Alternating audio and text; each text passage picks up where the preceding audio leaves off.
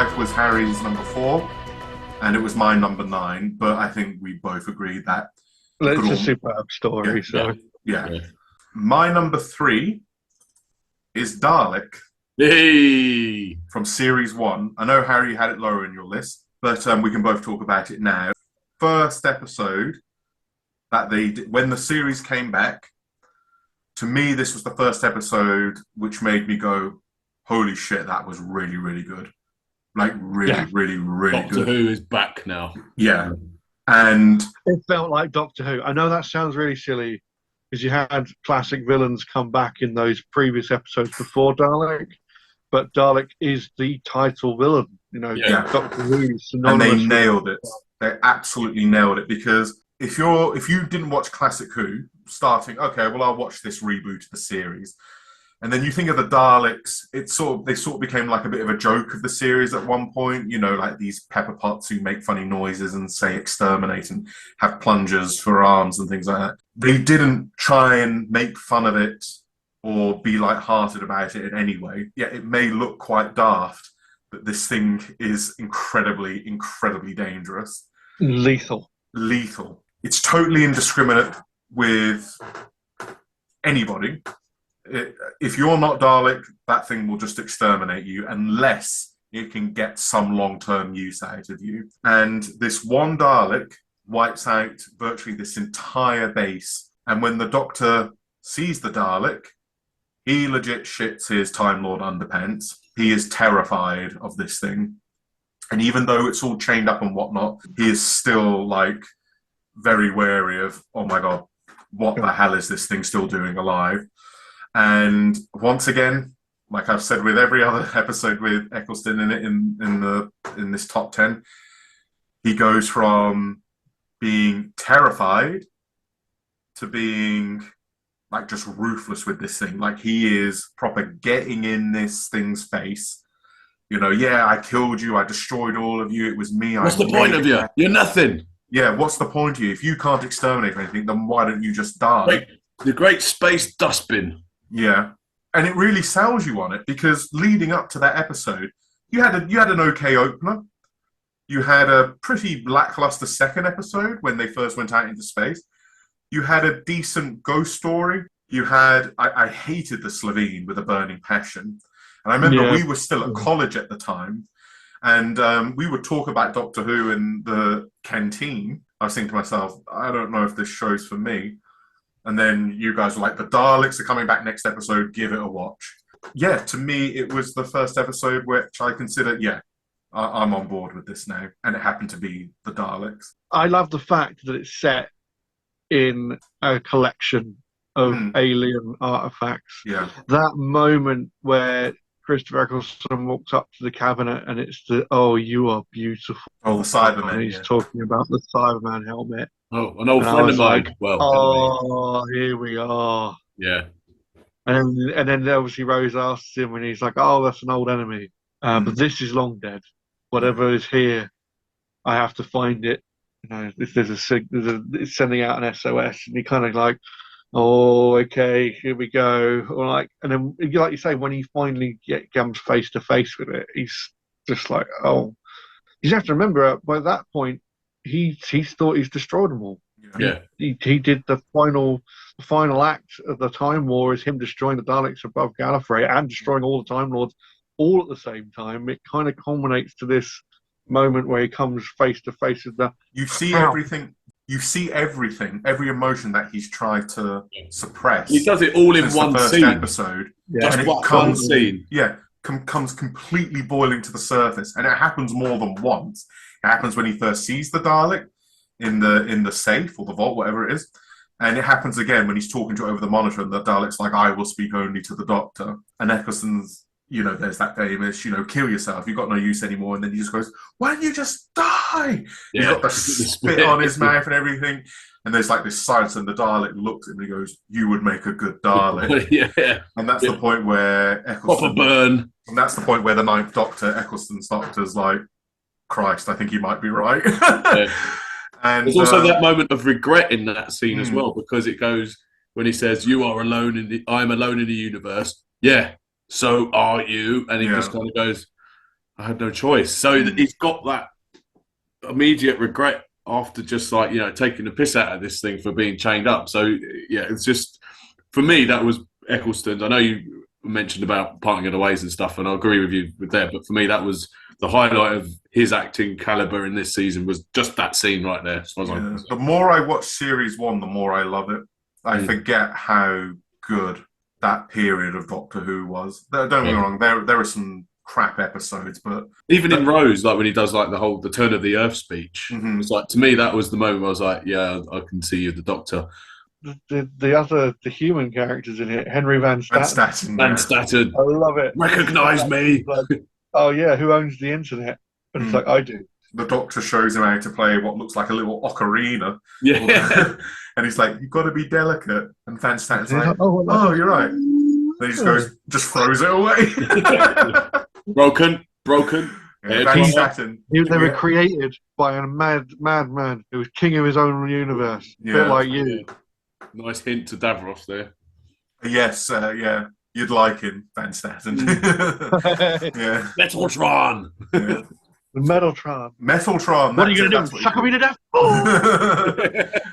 But even when the Dalek escapes, and it's like, I think we can handle one tin robot, and the Doc's like, no, this Dalek can do this, he can do that. One Dalek can wipe out the entire Earth.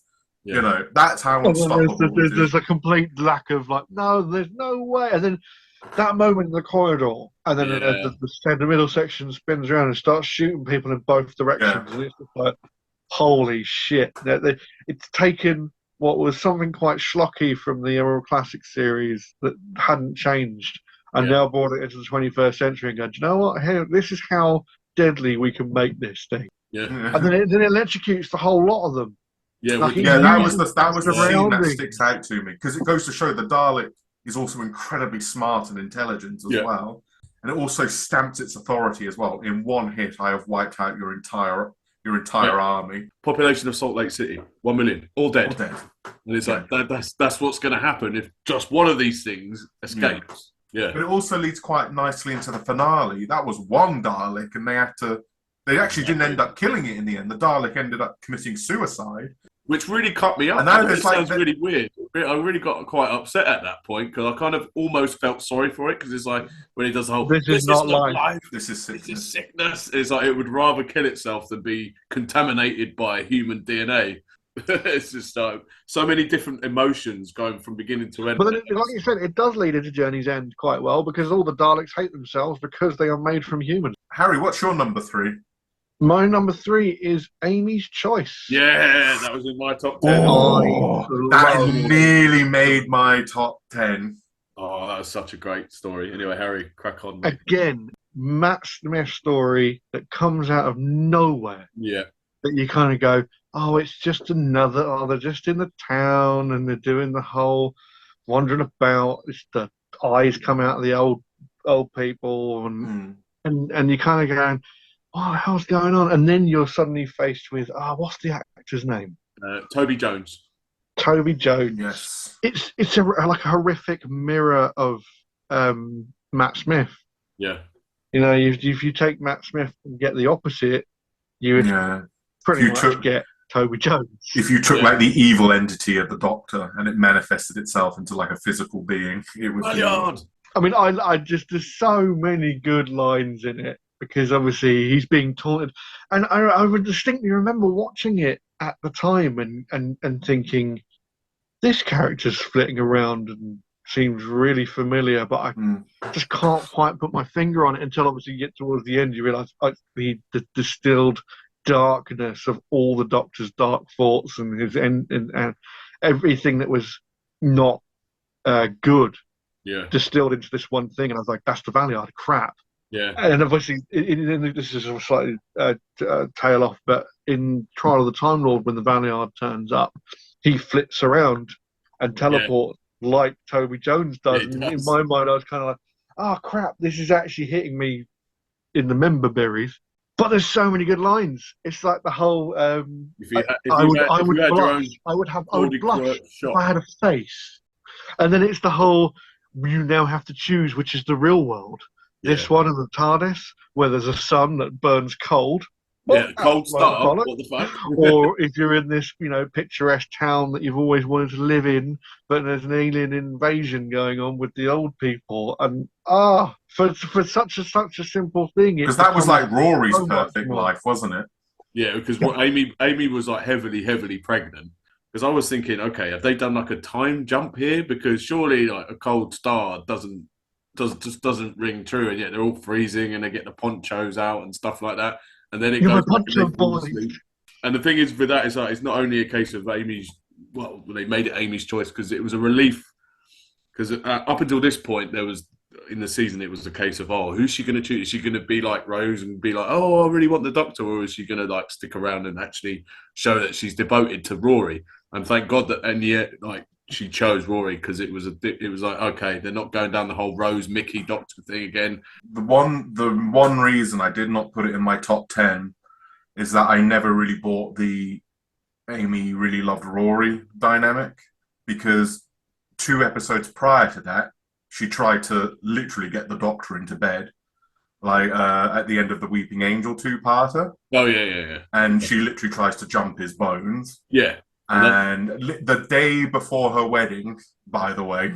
Yeah. And the whole, I agree with everything Harry said, but that whole idea, like, oh, Amy, no, I've realised I love Rory. Now, I don't know. I found that a very difficult thing. But I think they kind of bridged the gap. Okay, it's not the best episode, but when they did all I could think. Sorry, Sean, to interrupt. All I could think about in that episode is 2 episodes ago, you tried sleeping with the Doctor the night before your wedding. If you would have stayed there that night, you would have slept with the Doctor that night if he would have been up for it, and you would have married Rory the next day. I can see where you're coming from, but I think, and again, this isn't a great episode, but they kind of bridged the gap with Vampires in Venice. True. Because that was a case of like Rory and the Doctor were kind of a bit like standoffish with each other, and then it turns out that actually Amy was leaning more towards, actually, this is what you do. Yeah. Do you know what I mean? This is what you do to people. I know the ending of that episode, the Flesh and Stone. Is that what it's called? Yeah. Really soured a lot of people's opinions on Amy. Yeah. And it took her a very long time to recover in the eyes of the general public, because it was so bad that even Moffat himself has gone on record saying, I should not have written that part in at the end of that episode. That being said, I think Amy's Choice is a fantastic episode. I can't really add anything to it. Harry pretty much touched on everything that I think makes it great. Yeah, but it didn't quite make the top 10 for me, though. It reminded me of the I've mentioned this before in our previous videos, but it reminded me of those books you used to get as a kid, like Goosebumps and stuff, where you could choose the different endings and stuff. It's like if you do that page, you get to this ending. Oh, but is this the right ending and stuff like that? So it was structurally, it was very different from anything they'd really done before, and I really liked the fact that they'd gone with that idea, and in the end, it sort of, like Harry was alluding to before about the whole Valiant thing as well, and when he sees himself at the end, he's like, "Oh, I just induced the dream state for you all to bring out all the darkest situations that could occur." Yeah. And then you see the reflection in the mirror. reflection, yeah. And it's like, "Oh, okay, is it him? Isn't it him?" kind of thing. So it's like it's been there all the time. It's just part of his psyche. But yeah, exactly. Yeah, that's pretty much what they said, because I used to watch Doctor Who Confidential quite a lot at that time as well. Yeah. Which was, for those who can't remember, Doctor Who Confidential was like a behind the scenes of the making of the episode. Yeah, it was like a little 10-minute thing at the end that they sort of added on as like a bonus. Yeah, but it was so because you get interviews with the cast and the directors and the writer of that episode, and that's pretty much what they alluded to. Exactly what Harry said. That the Dream Lord was always part. Is that what it was called? The Dream Lord. Dream Lord. Yeah. He was always part of the Doctor's psyche, and it's like something he sort of kept buried, but every now and then it crops up now. Now, I consider this episode Doctor Who's last gasp, as a sense. To me, it was the last truly amazing episode they did, and that episode is called Heaven Sent. Hey, that was my number one. It came very close to being my number one, but I'll give reasons for my number one later on. But Heaven Sent, practically a flawless episode for me. I think Capaldi, he really has no choice but to carry that episode on his performance alone, because with the exception of a brief cameo from Clara, he is the only actor in that episode. And it's a little bit longer than your other Doctor Who episodes. I think it's just over an hour. And I had more or less checked out of Doctor Who by that point. The finale of Series 8 just made me go, I can't stand this show any longer. And I more or less checked out. And then I knew you guys were still watching Series 9. And Sean, and I think even you, Harry, was saying, watch this episode. Like, it's really, really, really good. Yeah, I think it was even after it had aired. Yeah, it finished it was like a year airing later or something like that. Yeah. And you were saying, go and watch this episode. I guarantee you will love it. Yeah. And I downloaded that episode, and I just thought it was amazing. That big reveal at the end that he's been punching that wall made of diamonds for, what was it, like over 2 billion years or something like that? 4.5. 4.5 billion years. Yeah. And it's just this cycle over and over and over again, this constant reset. And you realize this version of the Doctor you're seeing is kind of like the 10,000 version of him. Yeah. And then at the end, you realize he's actually inside this tiny contraption, like out in the middle of nowhere in Gallifrey. But it feels enormous. It's like this great big grand castle in the middle of this massive ocean. And you really feel a sense of huge isolation. And there are some great jump scares in this as well, like when the bloody thing that's slowly stalking him, trying to get a hold of him. So he can literally run from one end of the castle to the other. Oh, if I do that, then I've got roughly 90 minutes to sleep and things like that. He's calculating all of these, all of this in his head. So you get a glimpse at how fast his brain works when he chucks the chair falling down. Yeah. Can I survive that fall into the water? Yeah. Then it's getting through so intricately done. Yeah. And the skulls at the bottom of the water. At first, you don't think, you just think, there's a lot of people must have died here. No, it's him. Without realising they're his. Yeah. It's so fucked up. It really is. The great scene at the end where they're doing like this montage, how many times, and it goes from like 2,000 years, 10,000 years, 1 million looking years. at the position of the stars. And he's like 2.4 billion years, and you're thinking, no way has he been doing it for this long. It's got this amazing piece of music called, I think it's called The Shepherd's Boy. Yeah. One of Murray Gold's finest pieces of music. It's so good. And he finally, and he's repeating like that. It's like a poem, isn't it? Yeah. And this idea, like, of this little bird just poking away at this massive mountain. But if you keep doing it for so long, it'll eventually peck its way through the mountain. That's one hell of a bird. That's one hell of a bird. Yeah. And he finally breaks free. Because I think the whole idea was for the Time Lords to keep him locked in there. Is it a confession dial? It's a confession dial, because the whole idea was for the Time Lord to keep him locked in that confession dial, so he would confess about what he knows about the hybrid. We all know what bloody hybrid was in the end, but if we put Hellbent to one side, and which is Harry can't do that. Yeah, I know you can't, but I know where you're coming from, Harry, but just in my mind, I can just separate them. So can watch it in isolation. Yeah, he walks straight into. Yeah, as far as I'm concerned, that's part of Hellbent.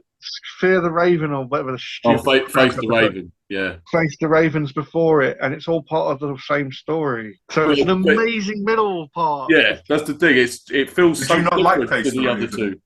No. Okay. Next question. Going back to Heaven Sent, it's also it's an ode to grief, because he's grieving for Clara, who he thinks he's lost, and I think there's little things throughout the episode which do kind of highlight that, like digging up the garden and like rebirth and stuff like that. And I think it's quite subtle, but I think 4.5 billion years passes, but to him, it's like how many seconds are in eternity? Yeah. It's so clever. And when does a copy of a copy stop? What is he still? Is it still the same Doctor? Or has it been completely watered down to the point he's not the Doctor anymore? It's still him. It's just because he hasn't regenerated. He's just been reset over and over and over again. And it's like he leaves himself little clues to kind of find up to that point. So when he gets to the very end, he's just like, "Oh, this is easy." Do you know what I mean? That first version of the Doctor that we know, Yeah, from William Hartnell up to Heaven Sent, it doesn't exist anymore yeah. because there have been 4 billion versions of him since then. Yeah. So Yeah. it's like when you So read it's deep still dive that into- incarnation, but Yeah. technically you could say It's not he's the same one. longest incarnation. the But rest it's are just copies. yeah, And that one copy that happens to break out of the confession dial is the one that goes on to. Maybe he should have stayed in the fucking confession dial once he saw what happens. Chris Chibnall's taking over. You know, I quite like this castle. yeah. You know, I think I might just stay here. I think I'll just stay here. Yeah, have some soup. It's Yeah, fine. yes, the soup. Yeah, You covered everything on that one. I mean, it's not in my top 10 purely because of the two, the preceding and the parts of the story Yeah. that is terrible. It's part of your own rules. Yeah, that's It is. It would be going a part of my honourable mentions, as it would be up in my top 5. Yeah, I didn't think Moffat was capable of writing an episode like that again. That to me was a return to the glory days of, because when you had the Russell T Davies era, everyone was like, "When's the next Moffat episode coming out?" yeah, Because you can totally understand why he took over as head writer. yeah, and because you got so used to seeing him write episodes, you can tell like the quality was really. You can tell fatigue was setting in. But when he did Heaven Sent, it was like, oh my god, I'm reminded as why I rated him so highly as a writer. and also The day. going back to before when Series 9 aired, they did the Comic-Con panel, Mhm. and I distinctly remember one of the questions was, "Oh, we really love Peter Capaldi, and you've done tributes to the other Doctor's 50th anniversary stuff. Like, are you going to do a tribute to Peter Capaldi this season?" And he was just like, "There's one of them in the show." And it was just like, okay, so he's talking about Heaven Sent because he dedicated an entire episode just to show how great Capaldi is. Capaldi Yeah, is an that amazing becomes actor. an- And I'm telling you now, I do not think any of the other actors that played the Doctor could pull off that performance he did. And I'm going all the way back to the classic series as well. Capaldi's just someone, no matter what you give him, even if he you can elevate any script you give.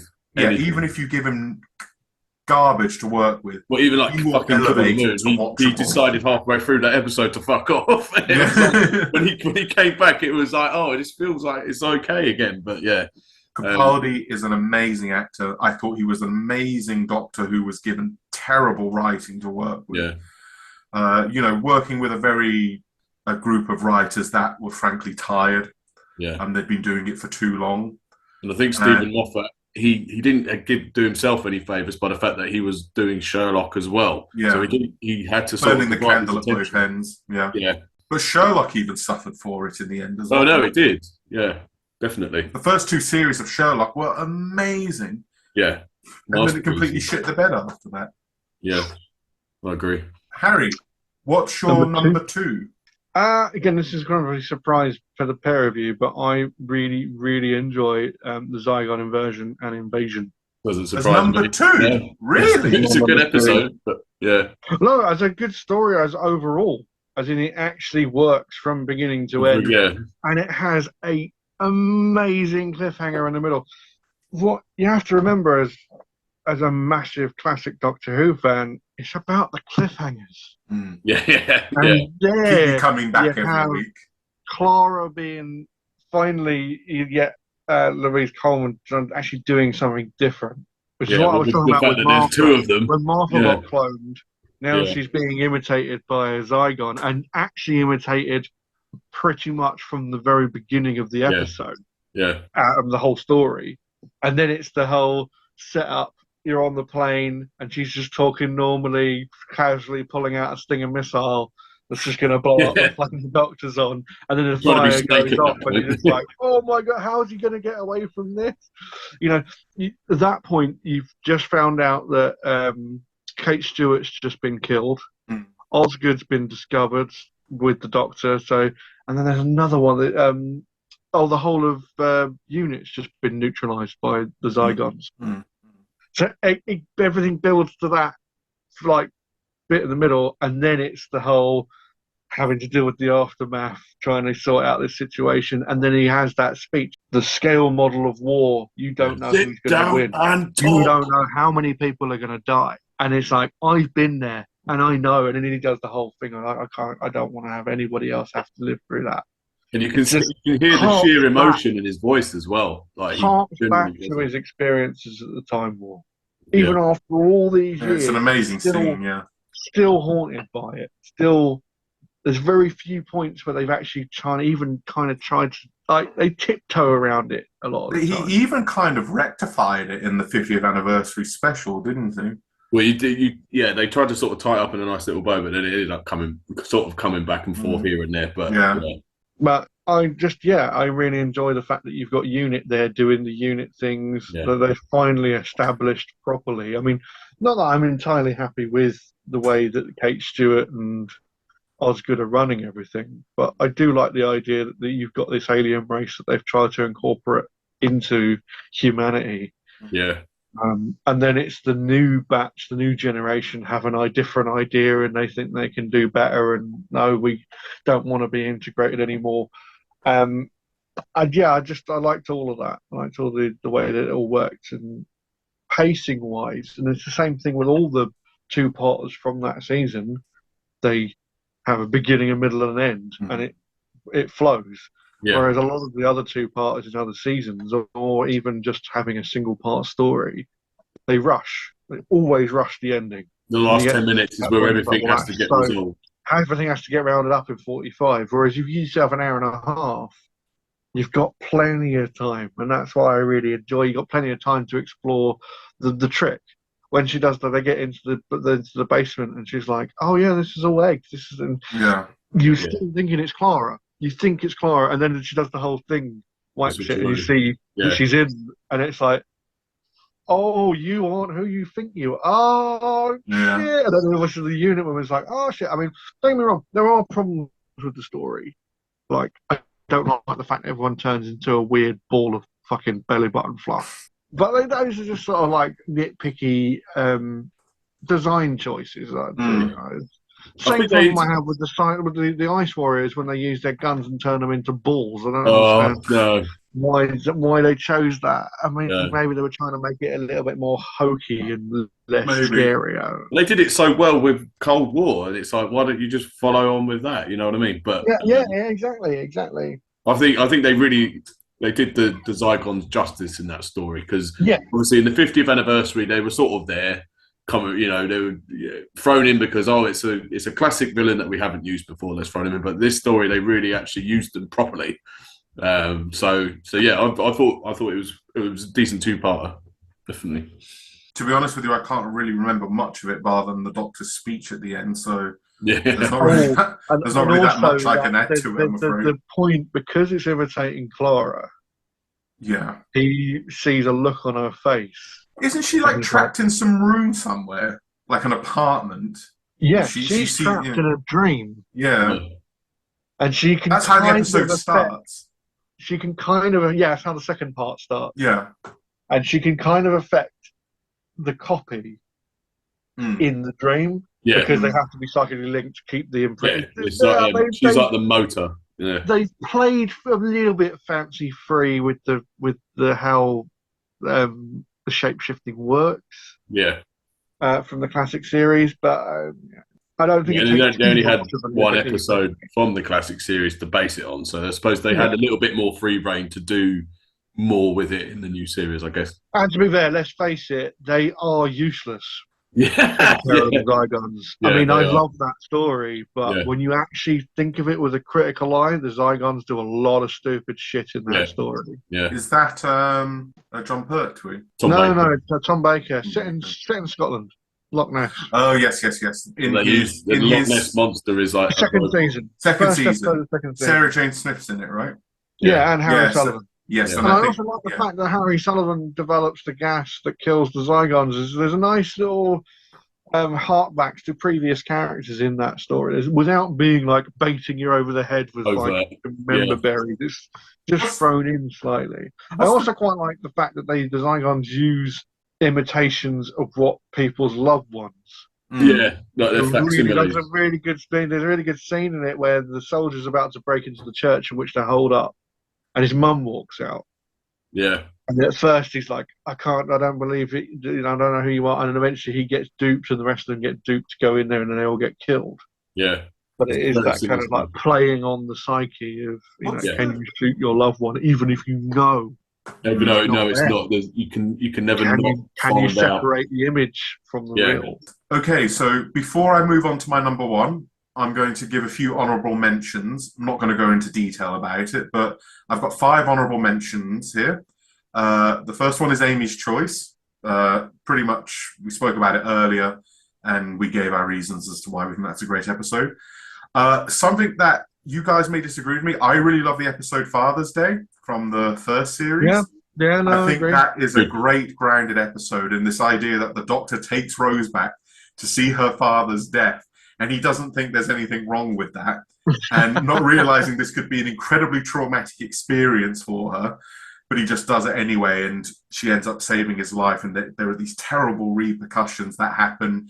The Doctor actually dies in this episode as well, and but it's Rose's father who realizes what he has to do to rectify it, and is that I have to die to basically fix everything.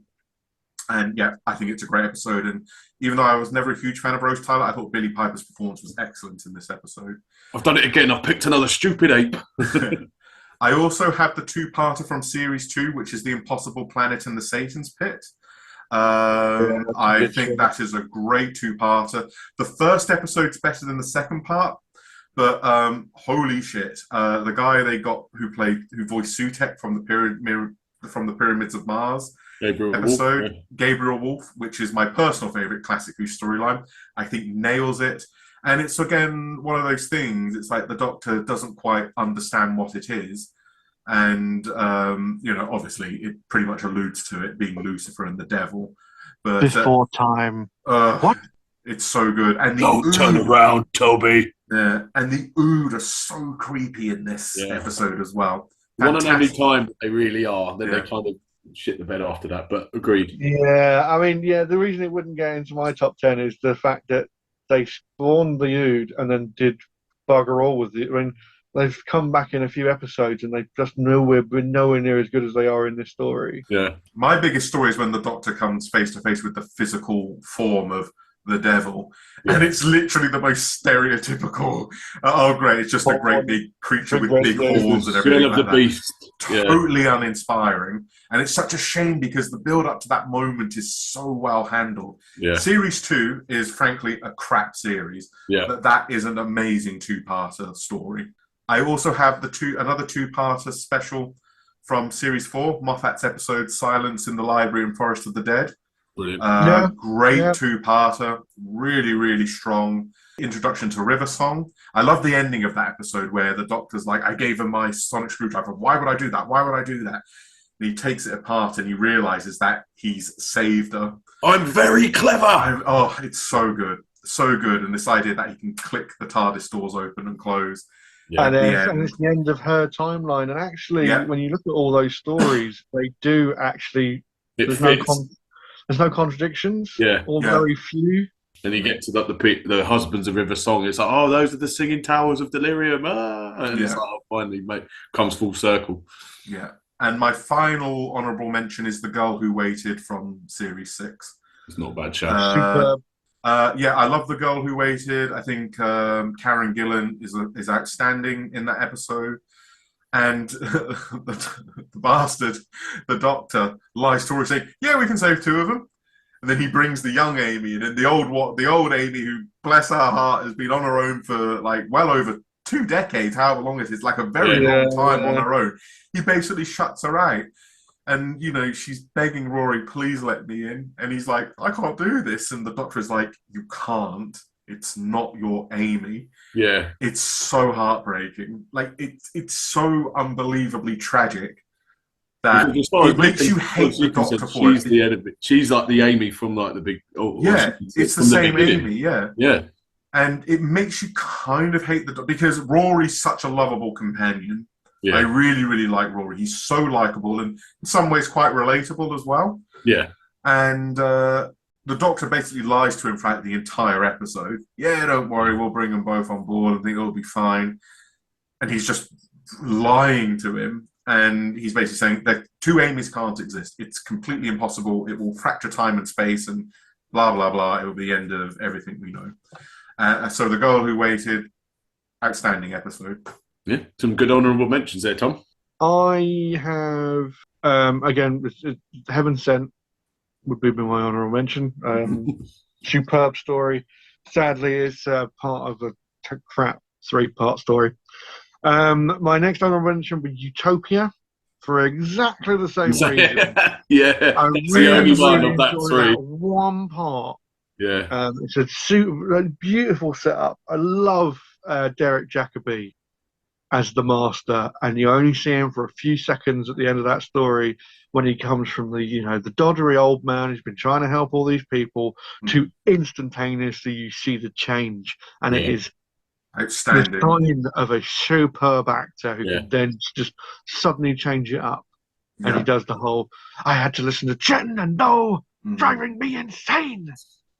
You can use my name. The Master. And then he fucking dabs her in the face and the electrics. Oh, so good. Like I said before in the other video, it's like Roger Delgado came back from beyond then. You know what I mean? Yeah. He just really channeled him superbly. The thing I always remember from... Sorry, Harry. You hear his voice as well. You can, yeah. The thing I always remember from that episode is the dun, dun, dun, dun, yeah. dun, dun, dun, dun. Oh, it's so good. Like that part where he turns around, but it's sort of like a more fast-paced version of that theme. It's like dun dun dun dun dun dun dun dun dun dun, and that's that part where he turns around like that and looks into the camera, and it's like, holy shit! It's so good. That's what I've managed to pick up all the seasons of Derek Jacobi as the War Master. Oh yeah. Oh, some of the writing and some of his performances in the Big Finish audios. Oh, so good. This is why I think, Utopia itself is not necessarily the best example of Doctor Who, but what it's gone on to spawn. Yeah, nice. My last honourable mention, and I know this is going to make Tom shit itch, but it's only the first part and not the second part, is I really, really enjoy Stolen Earth. Okay. Yeah. No, I agree with you. Yeah. I get tingles every time you hear the Daleks and say, we have a message for the human race. And then you just hear the Daleks saying exterminate over and over and over. No, I love the Stolen everybody. And they're like, Captain Jack's just like, oh, we're dead. We're finished. That's it. We're gone. Yeah. It's just such a shame that second part, it just derails everything. I hate that finale. It's like, I actually don't even mind the first 15 minutes of the second part because you get that a piece of dialogue that was 40 years in the making. Because that moment when Davros hears Sarah Jane's voice and he's like, you were there. You were there at the beginning on Skara. And you're suddenly going, shit, yes, she was. She was there. And obviously she was there with the Doctor. And that's the moment he's like, oh, this is... I'm even getting tingles talking about it. No, The Stolen Earth is a great episode, but Journey's End is... Journey's End, it just gets... It's the ultimate... So wrong. It's the ultimate so wrong. Of throwing the kitchen sink or throwing so much shit at a wall and seeing what sticks. Yeah. And it just went... The Hagen key, whatever it's called. Reality bomb! Yeah, the Osterhagen. And then my last honourable mention, which... is the Pandorica Opens, because that finale and cliffhanger when all the stars are going out and the whole universe looks like it's getting blotted out of existence. Is one of the best. Yeah. When that episode aired, I Sky Plussed it and I watched over and over and over again because they didn't show you what's going to happen in the next episode to be continued. I watched the last 15 minutes of that episode. I'm not even joking, about 20 times throughout the week. Yeah. I totally agree with you, Harry. That is an amazing episode. It's a shame that the big band is so underwhelming. So bad. Yeah, but I like the whole, just all of it, like going into Stonehenge and like the creepy, like headless Cyberman. And that was an idea I had before Moffat did it. I had the idea that the Cyberman, the cyber mechanical parts would find organic bits. Yeah, Moffat pay royalties. Yeah, Oh. yeah, exactly. But then again, that was the moment I realised Moffat and myself were on the same wavelength in terms of our sci-fi and the creepy horror Yeah. shit that we can come up with. I was like, we're in good hands. Till series 10. My number one is probably the most uncontroversial pick of all time, and that is Series 3 Blink. I really did not want to have Blink as number one because it's like, well, yeah, okay, fine, yeah, of course it's Blink, but it's amazing how you can have an amazing Doctor Who episode with virtually not having the Doctor not in it at all, almost not in it at all. It's also the episode I believe I have watched the most out of any of the new Who series. It's also the episode I notice that when I have friends over or when I speak with my girlfriend's friends, they watch or know a little bit of Doctor Who. The first thing they say is, have you seen that episode with the Weeping Angels? Like, it's like there's just this excitement around that episode. And it was the first episode of Doctor Who. Once again, no expectations going into it whatsoever. It was actually this episode that made people realise if anyone's going to take over from Russell T Davies, it has to be Stephen Moffat. Needs to be, yeah. Because he had great success with the two-parter in Series 1. He had really good success with The Girl in the Fireplace. I know it wasn't on our list, but that was also a very good, one great episode from Series 2, because there were very few and far between. That was a standout episode. When I first watched Blink, it's the first episode of Doctor Who I can legit say terrified me. It really, really scared me. This idea, it's such a simple design, these angels, these statues. You see statues like that walking through London and you don't think anything of it. And for Moffat to take something so mundane and to turn it into something so incredibly terrifying. Daily life horror. And this is before we saw what happened with them in Series 5, but the fact you never saw them moving and they can move incredibly quickly. And even when you go back and watch the episode and you can see the actress Carey Mulligan, who is playing a character called Sally Sparrow, when you go back and rewatch Blink, you notice new things every time you watch it, particularly with the Weeping Angel. So when she first goes into the house, you don't think anything of it the first time you're watching it. But on repeat viewings, you can see subtle changes in, 1 minute they're like that, but there's the angel's like way off in the background, and you see her walk past it, and all of a sudden it's like down like that. It's just so creepy, and it has that really creepy, subtle-esque psycho. It's like someone took the Psycho theme and just turned it down, so you can just hear it. Yeah, and there's that moment where they go back to the house late at night, spliced all these DVDs together, these hidden extras and Easter eggs and DVDs, and it's basically the Doctor relaying a message to them. I've got a t-shirt about that. Yeah, and it just makes you realise, like, cut together the way it is, it's like almost as if the Doctor is speaking directly to them and her friend is like making all these notes. And there's that moment where they realise that and the Doctor's basically saying to them, they are fast. They are outside now. Do not blink. Do not turn your back. The second you do, you are dead. And then they have like this, this argument like, oh no, rewind it, blah, blah, blah. And then they realise you're not looking at the statue, neither of you. Then they turn, and the motherfucker's right there in their face. It's like, and it's not like, it's because, they have like this expressionless face. This thing legit looks like the xenomorph from Alien, ready to pounce on them. Yeah. But because they caught it at the last minute, it sort of catches the alien just in mid-attack, and then Sally walks off into the next room and is like, don't turn your back on it, don't blink, don't blink, don't blink. And the guy is like legit pissing himself. And he's like, Sally. And he turns around and looks back, and the thing's right in his fucking Oh my God. It is so... I was legit watching that on my own in my parents' living room. And when that part happened, I was like, Jesus Christ! It was so terrifying. Like... But it's also really, really sad moments in it. Yeah. Like when the police officer gets zapped into the past. Well, they make you live your life out before you're born. Yeah, so they sort of drain all of the potential energy. Potential time energy. Yeah.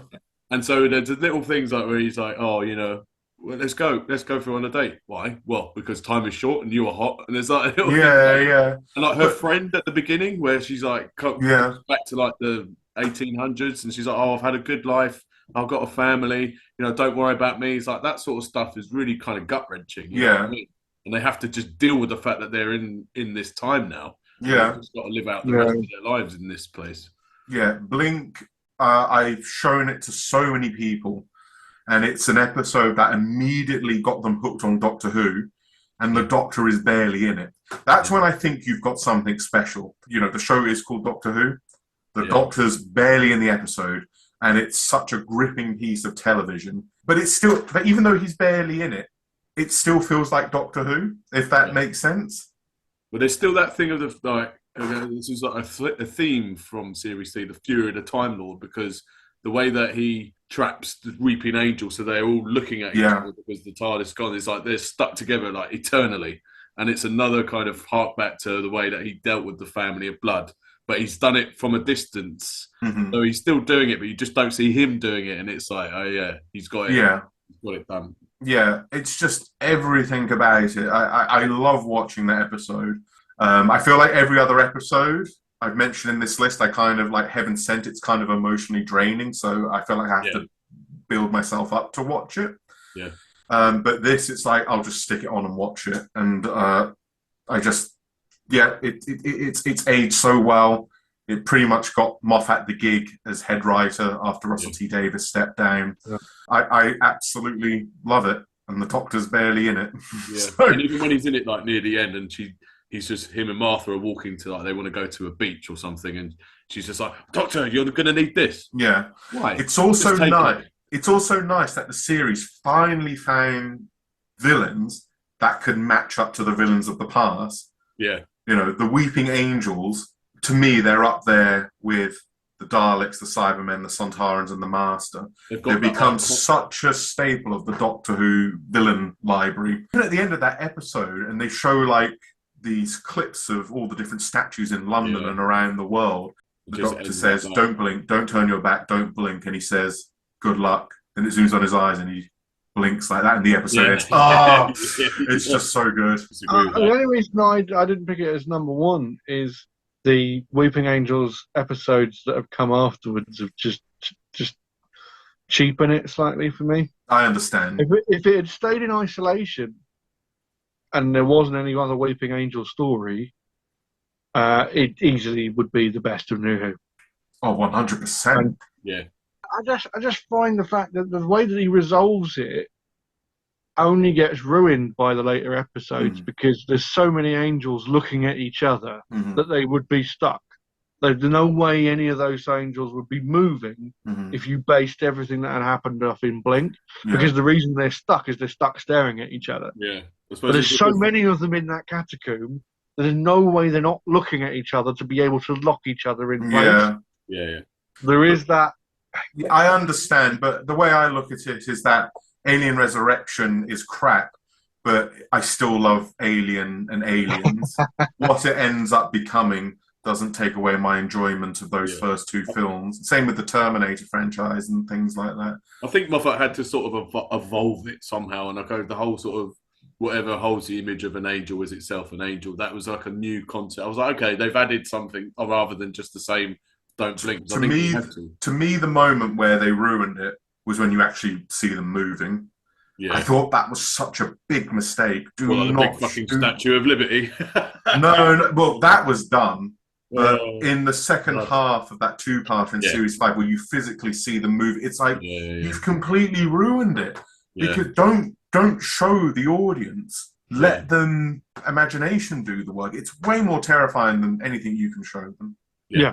Yeah, and the fact is you can't see it moving, but it is moving. That's It just shows how quickly they are moving, and the fact that the Doctor describes them as so ancient. I like the fact that it plays on such base fears as well. Yeah. I mean, statues, by their very nature, can be unnerving anyway. Oh, God. Yeah.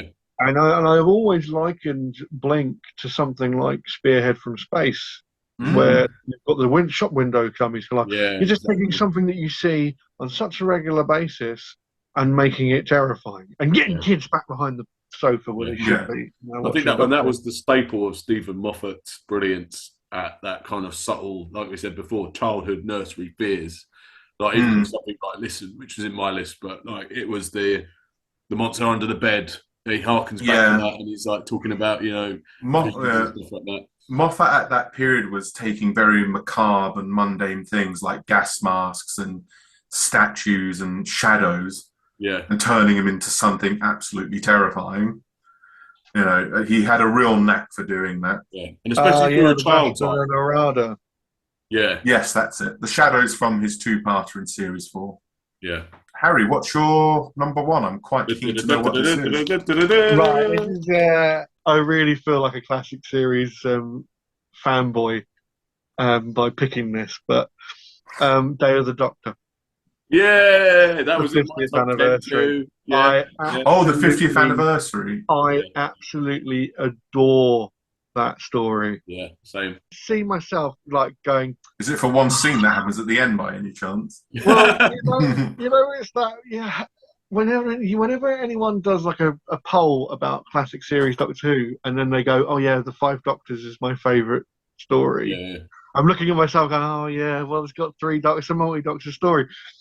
I suppose what makes this one so uniquely different is that John Hurt is head and shoulders above both Matt Smith and David Tennant, yeah, and he only does it for that one story. yeah. Wasn't that like the last major thing he did before he died? He did a few Uh, audios as well. He did Big Finish. He did do Yeah. the But Doctor Who was really the last big thing he did, because I remember him dying not long after filming that.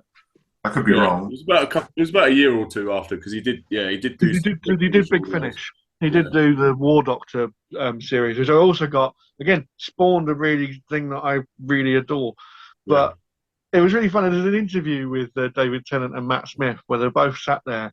It's like, yeah, we talked to John about it, and he seemed to sort of like, he seemed like he didn't get it, like we were talking about it. And then he'd suddenly just like deliver a line, and it was like the most natural thing ever. And we're both going, bastard, he's so bloody good at what he does. All three of them are really working. Well, I mean, I don't think John Hurt's working really hard. I think he's just that brilliant. Yeah. He Where was the a other damn two good are actor. really having to try it really hard to actually gain anything from it. It also more or less came packaged with that drama, the Adventure of Space and Time thing they filmed. That is amazing. Yeah, that's one of the best things they've ever done for Doctor Who. You know, and what's his name? Who plays William Hartnell? David Bradley. Yeah, amazing. So good. I actually prefer that over the 50th anniversary episode. Maybe we should do a little review of that at some point because that's really, really good. I love that. The only thing I remember from the 50th anniversary is when Tom Baker appears in the end. That's the one thing. Yeah. That's the cherry. That's the cherry on top that I didn't even expect. Yeah. Is he the fourth Doctor? Is he the fourth Doctor in that scene? It's left ambiguous because maybe he's the fourth Doctor aged somehow, or maybe it's just like literally a cameo. But you can tell like that interaction between him and Matt Smith, which a part of it was ad-libbed because when Tom Baker just goes, "Oh, I think you'll do a very good job too," and then Matt Smith was like, "Oh, thank you very much." It's like that was completely ad-libbed. I really loved that. It's just left like it could be in an alternate version of the fourth Doctor, and he's just like lived out the rest of his life, but it's never really established. He presents like three possible alternatives for how he's there, and then just says, "To be fair, it doesn't matter either way." Well, exactly. Who knows? Who knows? Yeah. And it's that nice little like, do you know what? Doctor Who can have its weird alternate Doctor from another dimension. Fuck it. Who knows? Who knows what it is?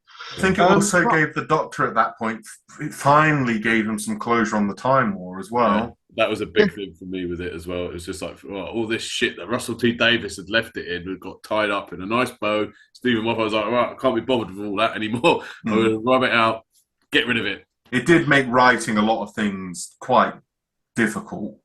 Yeah. Introducing the Time War. So I can understand why Moffat kind of retconned it. Finally, it was explained that it was a time loop. That's what the Time War has been stuck in. Well, there's scenes like in the Tower of London where they're all like, you think they're locked up, and then you got like that interaction between David Tennant and Matt Smith, who's like, how could you forget? Or what would be the point?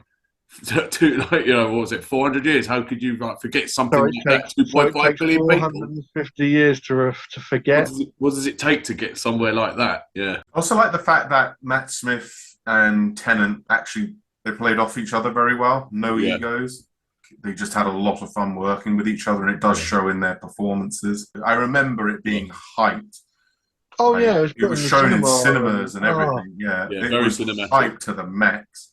I love the fact that the opening credits were the black and white, the old like, 60s black and white stuff, and then it kind of it's got that scene of like the policeman walking out, and then it goes back into colour, and you're back at Coal Hill School. And then I mean, I just get so surprised that was the 50th. We were filled with so much hope. Yeah, the story was so much fun. It was. I mean, you had 3 doctors that were all brilliant. Yeah. You finally got a few questions answered. Why does Elizabeth hate Doctor? Yeah. In Shakespeare Code. And you're suddenly going, oh no, she fell in love with him and then wants to kill him. Fair enough. Well, that's Tennant has to always get his women in there, doesn't he? And then it would be a few short years before it all went to shit. Completely. I mean, we went from the 50th anniversary with lots of hope and riding on a high. The production was beautiful. The reintroduction of the Zygons, although they are a bit of a sideline in that story, because of the invasion and the inversion story that came afterwards, actually gives that. I mean, this is why they're both 1 and 2 for me, because I really enjoy the fact the resolution for the 50th anniversary, and then leads to the problems that happen later on. Yeah, it's almost like there is a cause and consequence to them, to what happens in that story. The nice little cameo with like Capaldi's eyebrows. No, sir, all 13. It's And then I like the fact that it doesn't interfere with anything to do with the end of time. You know, it's like, the president's gone off. He's got his own plan. Yeah. You know what I mean? You don't know where they're buggering or where they are on Gallifrey doing their bit. Yeah. Send the master mad with drum. Oh yeah, you don't look at Roger Delgado and go, yeah, he looks a bit. He's mental. Yeah, he's mental. mental. Maybe Eric Roberts, but not him. It has all the different. What I also like about it is it has all the best pieces in music of Murray Gold. Yeah. Dun, dun, dun, dun, dun, dun, you've got the Dalek themes, you've got Matt Smith's theme, you've got David Tennant's All Creatures theme. Yeah. I heard that they originally wanted Christopher Eccleston to come back and play the War Doctor, but he refused, and they ended up getting John Hurt instead. Which, to be fair, is a massive step up as far as I'm concerned. I mean, if you can't get Christopher Eccleston, John Hurt is a good enough coup as far as I'm concerned. I don't remember. I like John Hurt, but I think for it to come full circle, I think I would have preferred Eccleston to reprise his role. Then we got the little night. I honestly think they should have just had Paul McGann in there as well, because you got him in. Forgot about that. That was great. What was that called again? Night of the Doctor. Night of the Doctor. That surprised me so much. Surprised everybody how good it was. Because I remember seeing it online and I was like, oh, what's this? And then clicked on it. And then it was like there was the message, the ship's getting attacked. And then he appeared and it was like, oh, stop going on about a doctor. And he's like, oh, I'm the Doctor. Not the one you were expecting. Oh, my God. He gets one TV movie and then like a 5-minute clip as well. That 5-minute clip is better than his entire movie, though. It was. Mostly because it brings back the Sisterhood of Khan again. Yeah, exactly. Well, we hope you enjoyed it. If you agree with their picks, or if you didn't agree with their picks, feel free. Be nice, but feel free to put whatever you want in the comments down below about what your top 10 were, or maybe if you have any, maybe top 10 worst. Hope you enjoyed.